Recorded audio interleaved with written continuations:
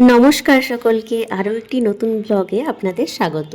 সেই সময় তো আমরা ঝড় বৃষ্টি শেষে বাঁকুড়ার বাড়ি চলে এলাম, কিন্তু এখানে এসে একটা নতুন সমস্যা তৈরি হয়েছে কি প্রচণ্ড গরম। তো এতটা গরম এর আগে আমরা শুনেছি, সবাই বলতো, কিন্তু এখন এখানে এসে ফিল করছি।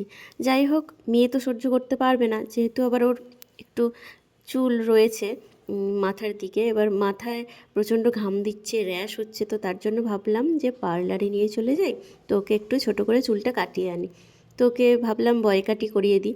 তো এই তো এখানে মেয়ে খেলছে পরের দিন সকালে। তো এখানে কেমন লাগছে মেয়েকে, আর ওর অনেকটাই স্বস্তি লাগছে, সেটা আমরা দেখেই ওকে বুঝতে পারছি, খেলাধুলা করছে। নাহলে প্রচণ্ড ইরিটেটিং করছিল, কারণ ওর যেহেতু ইচিং হচ্ছিল, মাথার মধ্যে ঘাম দিচ্ছিল। এটা হওয়াটা স্বাভাবিক, আমরা মেনে নিলেও ও তো মানতে পারে না। আর বাচ্চাদের ডেলি শ্যাম্পু করাটাও মানায় না, মানে ওর পক্ষে, যেহেতু ওর একটু সর্দির ধাত আছে, সেই জন্য ওকে ডেলি করাই না, একদিন দুদিন ছাড়া বা সপ্তাহে 2-3 দিন আমি ওকে করিয়ে থাকি শ্যাম্পু। তো ওকে কেমন লাগছে অবশ্যই জানাবেন।